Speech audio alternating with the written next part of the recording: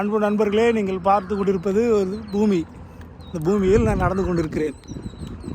இந்த பூமியில் நடந்து கொண்டிருக்கிறேன்.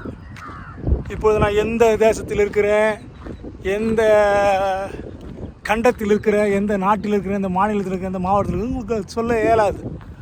ஏனென்றால் பூமியை வைத்து ஒரு மனிதன் இப்பொழுது இந்த திரைக்காட்சியை வைத்து அடையாளம் காண முடியாது. இப்பொழுது நீங்கள் பார்ப்பது வானம். இந்த வானத்தில் நான் எந்த தேசத்தில் இருக்கிறேன், எங்கே இருக்கிறேன் என்பதை இந்த திரைக்காட்சியை வைத்து அடையாளம் காண முடியாது.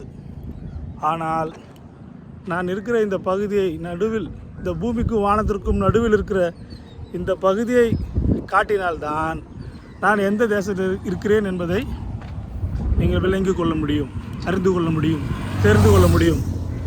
அதுபோல தான் மனிதர்கள் இந்த பூமியில் தங்களுடைய வாழ்க்கையில் வெற்றி பெற வேண்டும், தங்கள் வாழ்க்கையில் எப்படியாகிலும் உச்சத்தை அடைய வேண்டும், பெருமை அடைய வேண்டும், தனிநபராய் திகழ வேண்டும், தான் எல்லோருக்கும் அறிமுகமானவனாய், இல்லை இந்த உலகில் நான் போற்றப்பட வேண்டியவனாய், இந்த உலகில் நான் புகழப்பட வேண்டியவனாய், இந்த உலகில் நான் நல்லவன் என்று பெயர் எடுக்க வேண்டியவனாய் காணப்பட வேண்டும் என்று சொல்லி இந்த வானத்திற்கும் இந்த பூமிக்கும் இடையில் வாழ்கிற மனிதர்களிடத்தில் அநேக பொய்கள், அநேக கற்பனையான கதைகள், அநேக பித்தலாட்டங்கள்,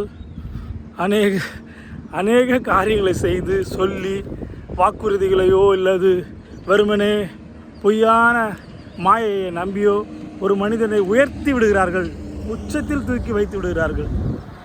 அவர்கள் கண்களில் காண்பது எல்லாம் நிஜம் என்று நம்பி விடுகிறார்கள். காதில் கேட்கிற செய்திகள் எல்லாம், அவர்கள் வாயிலிருந்து பேசப்படுகிற செய்திகள் எல்லாம் உண்மை என்று நம்பி விடுகிறார்கள். அது அல்ல. கொஞ்சம் நாளுக்கு பிற்பாடு உண்மை நிலவரங்கள் அறியும். எப்பொழுதுமே உண்மைதான் நிலைத்து நிற்கும், மாயை என்றும் நிலைத்து நிற்காது.